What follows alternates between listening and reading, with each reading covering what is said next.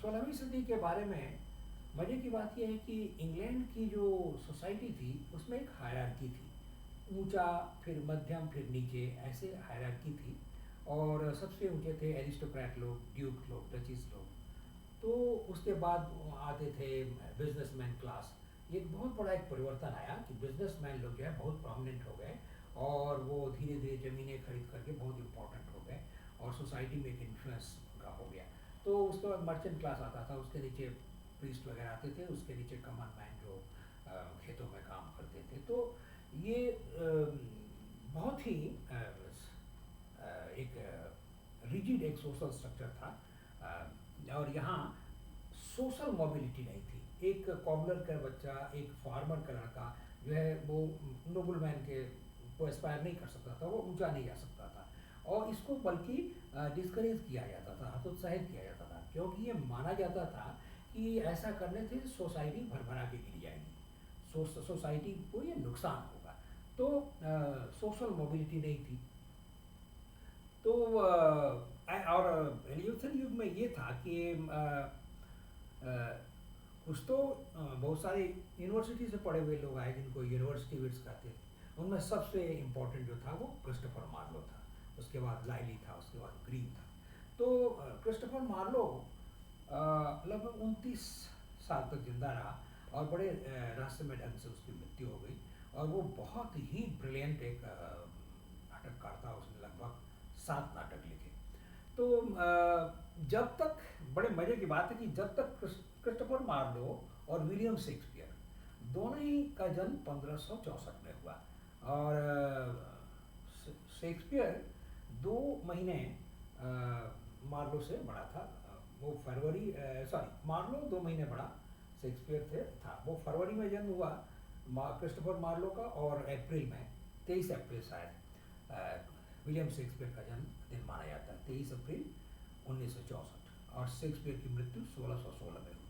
किंतु 29 साल की अवस्था में मार्लो की हत्या हो गई। और मार्लो कुछ ऐसा, वो उसका व्यक्तित्व था कि वो बहुत उग्र था और उसका लाइफ जो था वो बहुत ही डिसोल्यूट था और वो एक रेस्पेक्टेबल लाइफ नहीं जीता था। और उसका साथ संगत जो था वो अच्छे लोगों के साथ नहीं था।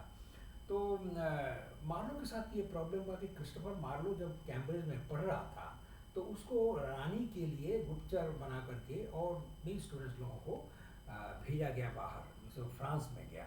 और वहाँ फ्रांस और स्पेन उस समय 2 ऐसे देश थे जो कि रोमन कैथोलिक देश थे।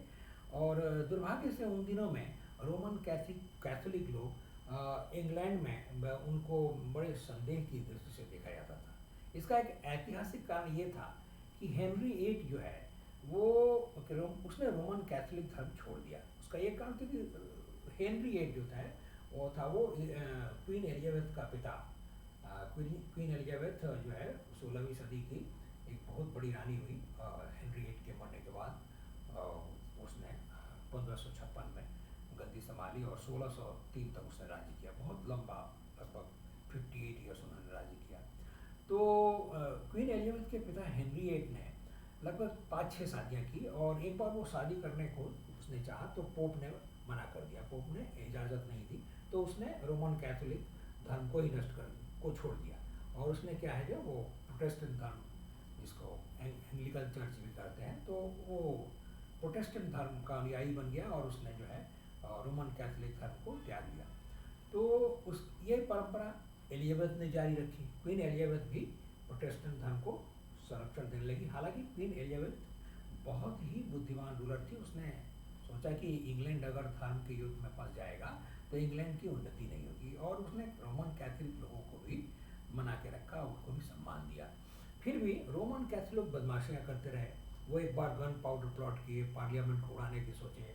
और एलिजाबेथ की अपनी एक बहन थी जो बहुत कट्टर रोमन कैथोलिक थी और उन्होंने एलिजाबेथ को प्राण से मारने की चेष्टा की।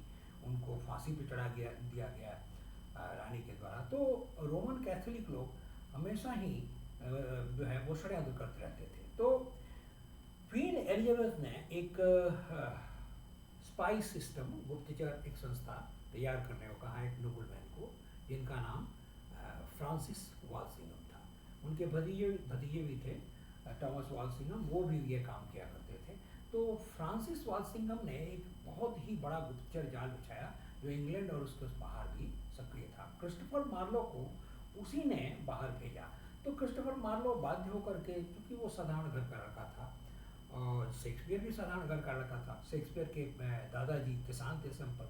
शेक्सपियर के पिताजी स्ट्रैटफोर्ड ऑन एवन में आए तो उन्होंने छोटा मोटा धंधा किया और जब धंधा चल पड़ा अनाज का, चमड़े का, इस सब का व्यवसाय करने के लिए जॉन शेक्सपियर, शेक्सपियर के पिता, स्ट्रैटफोर्ड ऑन एवन में आए और वहीं शेक्सपियर का जन्म हुआ। तो शेक्सपियर ने 14 साल की अवस्था में पढ़ाई लिखाई छोड़ दी। वो एक ग्रामर स्कूल उस समय हुआ करते थे, तो ग्रामर स्कूल में पढ़ता था।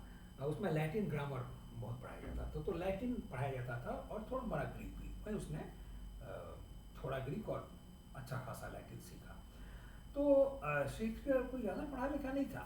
14 साल तक उसने महज पढ़ाई की और पिता की आर्थिक अवस्था खराब होने से 14 साल की उम्र में वो जो है उसने पढ़ाई छोड़ दी। शेक्सपियर के आरंभिक दिनों के बारे में जानकारी बहुत कम है और वो हम पाते हैं कि बहुत जल्द वो लंदन आ जाता है शेक्सपियर, और वहाँ वो और काम करता है, घोड़े पकड़ना या थिएटर में देखभाल करना, छोटे मोटे काम करना वो हाथ से, तो मैनुअल लेबर का काम करता था। धीरे धीरे उसने एक्टिंग करना शुरू कर दिया, वो एक्टर बना। तो इस तरह उसने एक्टिंग के क्राफ्ट को सीखा और उसके बाद यही प्रोसेस था, एक्टर बना। उसके बाद अक्सर जो नाटककार बनना चाहता था वो पुराने नाटकों को रिवाइज करना, उसको रीराइट करना। तो एक्टर बना, उसके बाद उसने पुराने नाटकों को रिवाइज करना, रीराइट करना, उसको शार्पन करना, उसको और ज़्यादा अच्छा बनाना, ये रिवाइजिंग ओल्ड प्लेस, पुराने नाटकों को रिवाइज करना। फिर उसने अपने नाटक लिखने शुरू किए। लेकिन मज़े की बात ये थी कि जब तक 29 साल की 23 से 6 साल तक जब तक क्रिस्टोफर मार्लो जिंदा रहा, शेक्सपियर इतनी प्रतिभा लेकर भी नंबर 1 नहीं हुए। ये बड़ी मज़ेदार बात थी। इसका ये कारण था कि उन 6 सालों में जो है मार्लो छाया हुआ था। मार्लो ने जो पहला नाटक लिखा वो तैमूर लंग की जीवनी पर लिखा। वो जो विश्व विजेता था, जिसका वंशज बाबर था। तैमूर लंग और चंगेज़ खान के औलाद थे ये मुगल हमारे बाबर वगैरह। तो उसी वो उसको ईश्वर का क्रोध बोलते थे। उस तैमूर लंग की जिंदगी पर उसने एक नाटक लिखा, टेम्बरलेन 1। और इस नाटक की इतनी लोकप्रियता हुई कि इस नाटक का दूसरा भाग भी उसने पब्लिक प्रेशर में लिखा, जो टेम्बरलेन 2।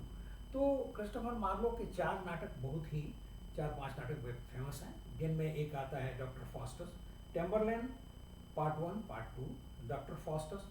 ये एक बहुत ही मध्य युग के विद्वान की कहानी है जो कि बहुत कुछ पढ़ता है और लास्ट में विच क्राफ्ट पढ़ता है और उस शैतान को अपनी आत्मा बेच देता है 24 साल के अनलिमिटेड पावर के लिए, और उसके बाद उस शैतान उसके